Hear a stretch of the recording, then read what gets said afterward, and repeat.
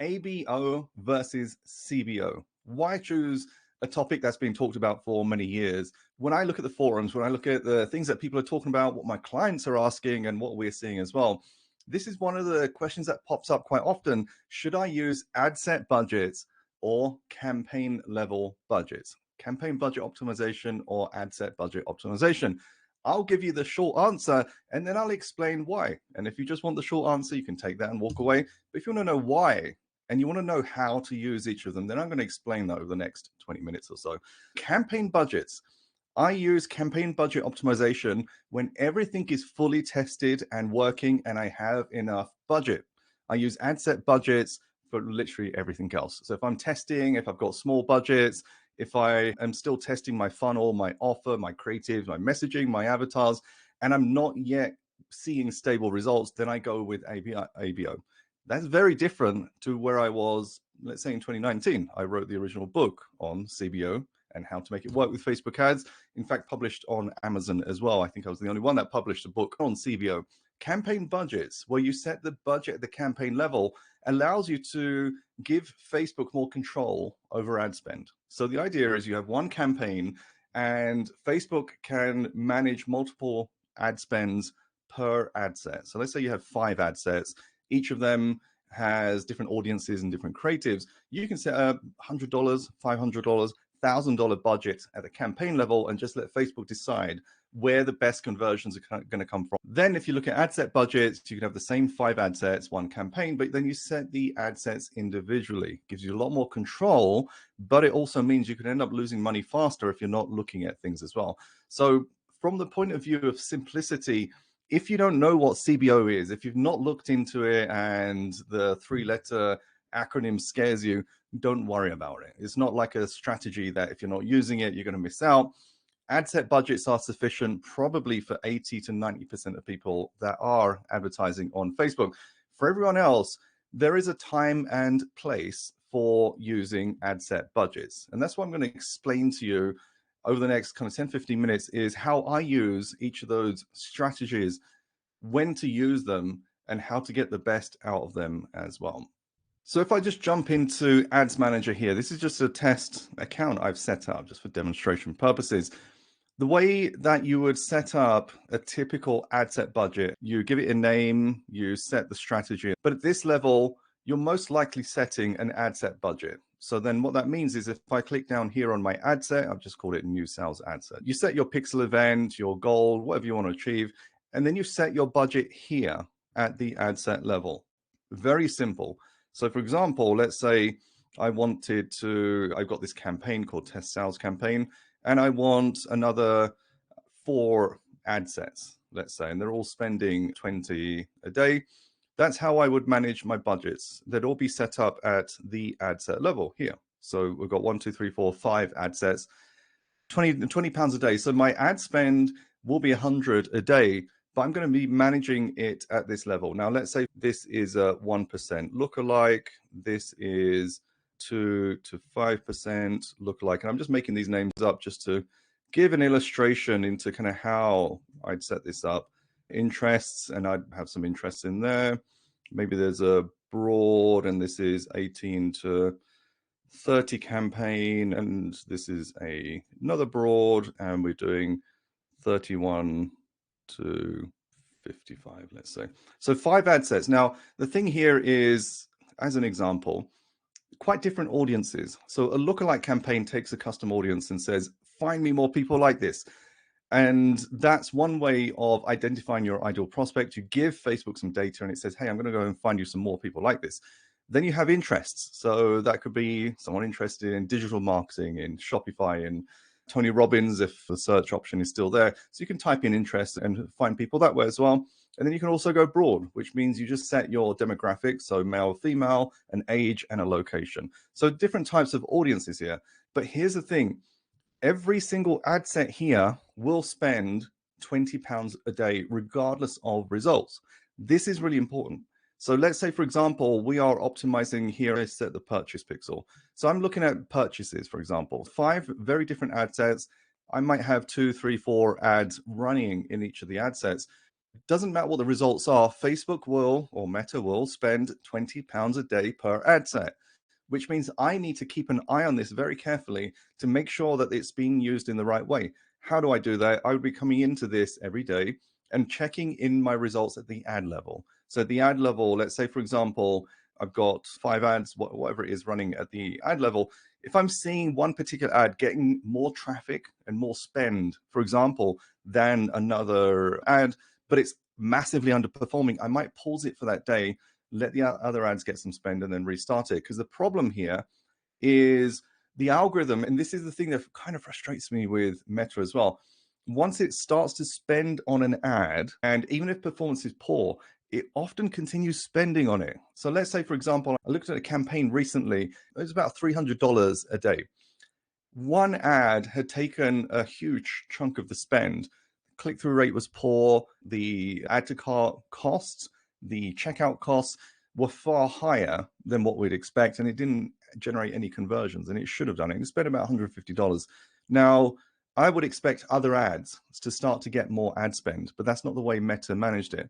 It just carried on running spend to the ad, not without reason, because that was one of our best performing ads over the last 7 days. So it makes sense. But at some point, you want Meta to give another ad a chance, because on any given day, someone could respond to an ad better than a different one. You don't really know what's happening in the background. So when your ad is served to your ideal prospect, they're seeing so many other ads as well from other businesses.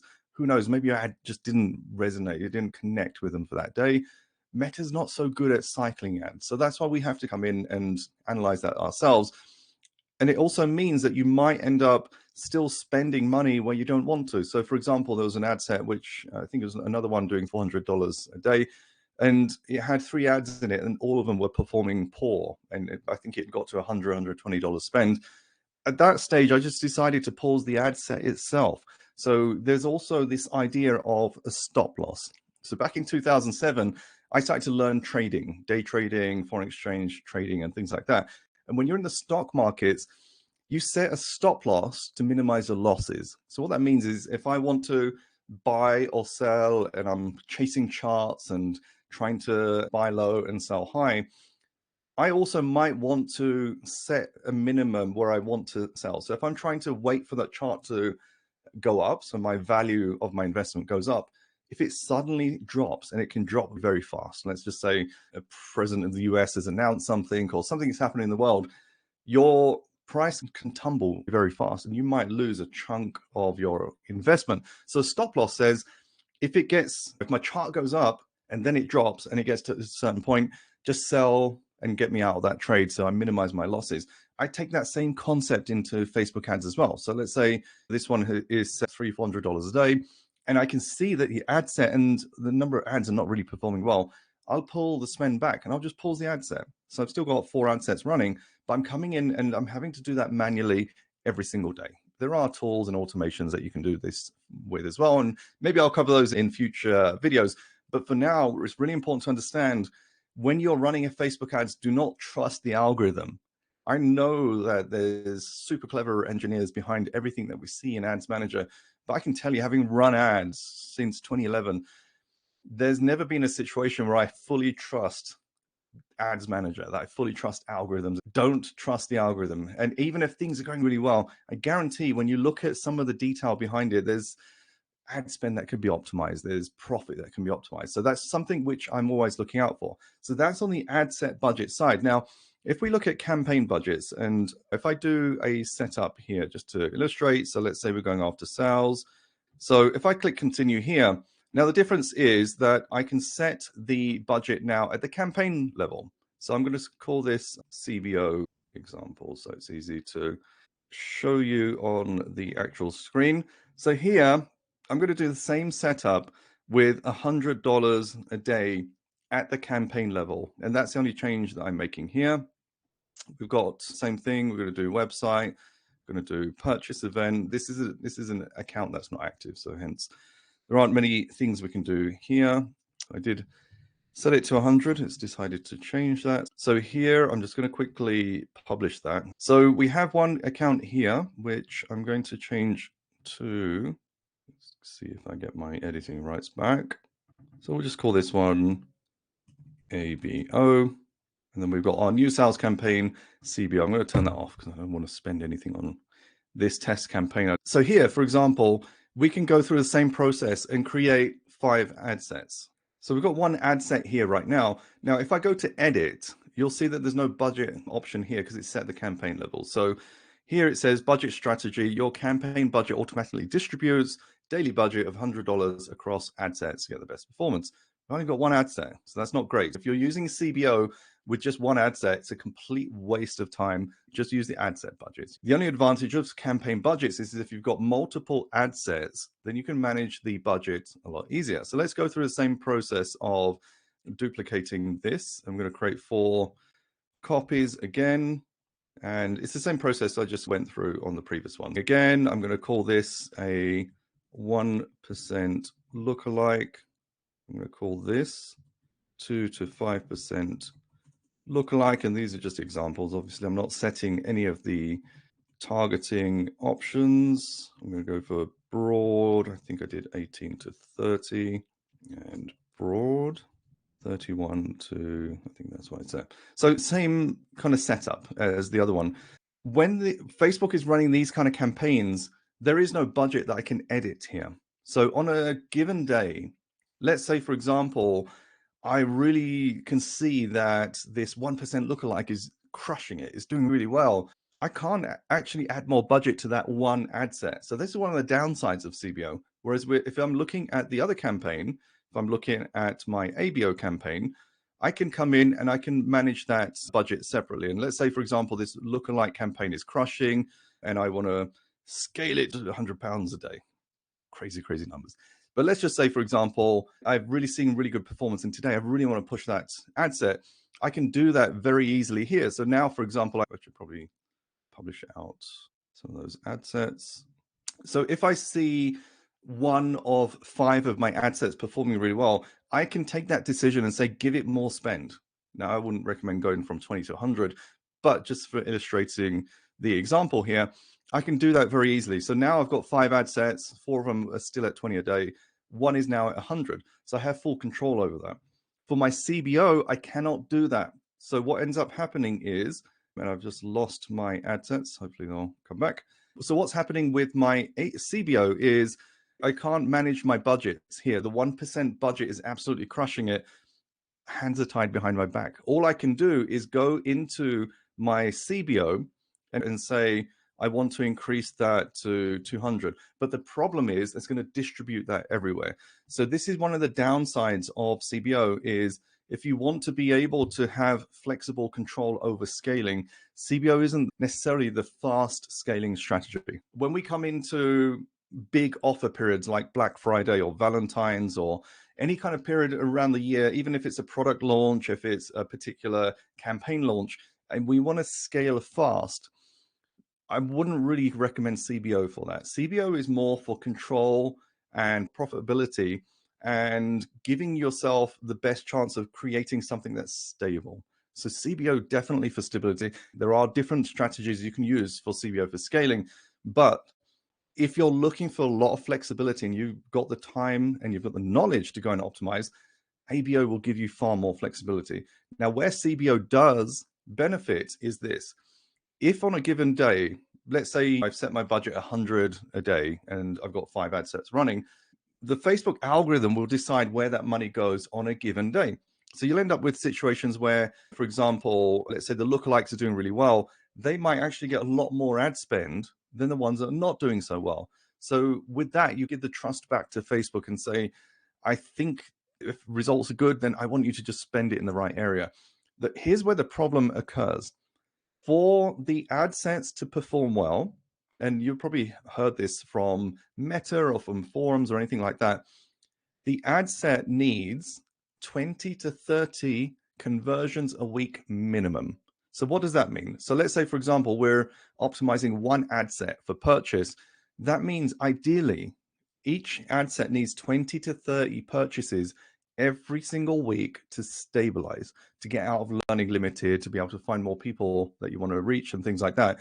And here's my question to you. Are you going to get that from £20 a day in ad spend? Probably not, depending on your market. But in 99% of cases, it's not going to get you 20 conversions a week. So here's the problem. Then if you're managing budgets in this way, you need to figure out, let's say, for example, I've set this to $180 a day in ad spend. If that's my budget, I need to now make the decisions here. Where do I want to invest that so I can maximize my conversions and get stability? I might decide, actually, I'm going to turn off the broad and the interest, and I'm only going to focus on my lookalike campaigns. I'm going to put all the spend in there so I can maximize my conversions. In an ideal world, you'd be getting 20 conversions per ad set for stability and things like that. In the real world, it doesn't always work out that way. You can stabilize with less, the more the better. One of the advantages that actually moves to the campaign level. So the campaign level, you need 20 to 30 conversions a week to stabilize. So if you look at it from this point of view, actually, if your campaign is running and you've got 5 ad sets, to an extent, if you've got 5 conversions here, 3 here, 2 here, 5 here, 6 here, that's okay for CBOs, because at the campaign budget level where the actual budget decisions are made, you're making 20, you're making 30 conversions a week. It can stabilize for you. However, the challenge I see people having with CBO is you need to let it cook. You can't keep stirring the pot like you can with ad set budgets. So when you're running ad set budgets, you increase budgets, decrease budgets, add new creatives, edit things and things like that. With CBO, it needs to be left alone. Now, the problem with that is if you're spending 100 a day, 1,000 a day, whatever it is, are you going to be happy putting your hands back and saying, I'm not going to touch this. I'm just going to let it run and let the algorithm learn? You might lose $1,000 without profitability in a given day. That's not cool. The challenge with CBO is giving it enough chance of being successful. CBO needs everything already tested in order for it to work. So when I'm looking at my ad strategy, if I've tested audiences and I know which audiences are crushing it for me, if I've tested the pixel event, maybe it's purchase, maybe it's lead, maybe it's registration, and I've tested the avatars, I've tested the messaging, I've tested the creative, I've tested the landing pages, I've tested everything that I can think of in order to get my campaigns working effectively, only then will I go into a campaign budget optimized campaign, give it the ad sets, give it the creatives, the landing pages and things like that, and let it go and do its thing and let it simmer. So I can't stress enough about letting CBO cook on its own and giving it the ability to learn and move on. I'm not saying you can't, for example, increase your budgets as you need to for CBO. And in some cases, you can turn off ad sets. You can also turn off ads where they are underperforming on a given day. And there's other strategies for CBO where you can actually work on particular things to try and get it working in a way that you need it to find your ideal prospects. But the long and short is, for me personally, I will only go into a CBO campaign when I have enough budget and I've tested everything that I needed to test. That allows me to give CBO control, and I know that I've given it the best chance of performing. Until then, I'm with ABO. Now, go back to 2019, it was a very different story. CBO was miles ahead of ABO, and I was encouraging everyone back then to use CBO. Then came iOS 14 changes in 2021, and it blew out the CBO strategy because CBO needs conversions, and thanks to Apple and iOS 14, those conversions started to disappear. So CBO, as the algorithm started to struggle, and then ABO started to increase in popularity. And that's where it still is right now. Although conversions are better now on Meta, I still recommend starting off with ABO if it's your first experience, using ABO for testing, using ABO to identify your best audiences, your offers, do some scale testing as well. So for example, let's say you're running ad sets at $100 a day and you want to see, hey, what happens if I scale it to 150, 250, 500? That scale testing is still done best through ABO. Or for example, if you're doing manual bid, so let's say you're doing cost cap or bid cap or all these kind of different strategies, which I'll cover in future, still use ABO. So all those kind of, I have a hypothesis, I want to see if this works, I want to see if that works, are best served through ad set budgets. Only when you've tested and you've found the winning combinations, so you know which audiences work and which ads work best for those audiences, and the landing pages converting great, and you're getting the call bookings or you're getting the purchases, whatever it is, then I would move it into CBO. So for example, we have a client right now, I think we're at about $1,000 or $2,000 a day in ad spend. And we've been testing so much. We've been testing all those elements I've talked about. We're now ready for CBO. So I know exactly which audiences are working. I think there's 3 top audiences. I know which creatives are working in each. The landing pages have been optimized and the results are coming through on the back end. This is a call booking funnel. So now if I move all of that into CBO, I would expect, giving it 1, 2, 3 days, those results will stabilize and I won't need to check the campaign so often. But it's taken about 6 weeks to get to that stage of heavy testing, of rotating audiences and creatives and landing page tweaks and things like that. And we've gotten into a stage where I can then move into that CBO format.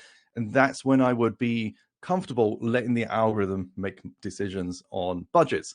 So there you have it. Use CBO for scaling once you've got things in place. Use ABO for everything else. And that's my recommendation right now, which is for 90% of your use cases, ABO is good enough. But if you value stability and predictability, and you've tested all the things that can be tested to show what's working, then CBO will deliver you a happier experience with Ads Manager. And I mean that in the sense of letting the algorithm start to make spend decisions for you so that you're not having to analyze so much as well. So as we go into spending thousands a day, tens of thousands a day, CBO actually allows us to step back because now we're spending a lot more, we're creating a lot more conversions, and it's a catch-22 with Facebook. Until you can spend enough to get enough conversions, you're not going to get stability. But in order to spend more, you want stability. So at some point, you have to have a compromise. And that's where ABO allows you to do a lot of tweaking. But then as you start to increase the spend, as you start to get more conversions, then CBO gives you far more stability and predictability with your results. Many small business owners that don't want to scale dramatically and massively, especially where you've got fulfillment. So you've got call advisors that are taking sales calls, or you've got logistics and you've got people buying products and needs to be shipped out and you need to manage inventory and things like that. There are many cases where people don't want to scale instantly. There are other cases where you're selling digital products and group coaching and things like that, where scaling is all good. If you're selling an ebook, selling 1 a day versus 1 million ebooks a day makes no difference to your delivery. You can scale that fast. And there's different strategies for looking at that. Start with ABO, build into CBO for stability, and then figure out what's working for you. And the final recommendation for everything you hear and read is always test for yourself. So I've been running ads since 2011. I've lost count of how much I've spent on ads for myself and for clients. My methodologies are proven and they're tested. And I share the things that I'm working on that have worked for me. But I always recommend whoever's strategy and tactic you pick up, test it for yourself. Understand the process and then see what's working for your business, for your ad spend, for your niche. And then you'll be able to pitch your growth strategy in the right way to use the right tactics within Facebook. Any questions on that at all? Mostly clear, actually. Maybe a couple of questions. So you've mentioned how with CBO, it like takes a lot of conversions for it to like optimize. Yeah. And there's like that data loss between Shopify or whatnot platform and Meta. So how strict are you on getting service set up for clients and instead of using like the native Shopify app? And how much data loss do you see there? So for me, I test it. So every new account we take on, I want to see how close to a one-to-one match we have. For example, we've got an e-com client and they're in Singapore right now. Their problem, as many e-com stores, they have their own version of Amazon called Shopee. So a number of their sales come through there. So we can't match all of our activity on Facebook directly, and we can't even pixel. We've got another client, for example, where they went through this whole exercise with Hyros and everything like that. And after about 6 months of setup and stuff, they actually found that their ad results were pretty much one-to-one match with what they're seeing on the back end. That for me then means I can rely heavily on Ads Manager. In other cases where I can't, I need to use some modeling. And then I might actually change the pixel event. So for example, this e-com client in Singapore, we started off with optimizing for purchase, but we actually found if you look at the conversion rates from people landing on the product page to adding to cart to getting to checkout, they're really good. So I think 30% would add to cart, and then from there it was like 40, 50% would go to checkout. And then there was a massive drop. And we figured out that that's where people were then going on to their equivalent of Amazon, because the sales when we were increasing ad spend on Facebook, their sales on the third-party platform went up as well. So then we said, what if we optimize for initiate checkout?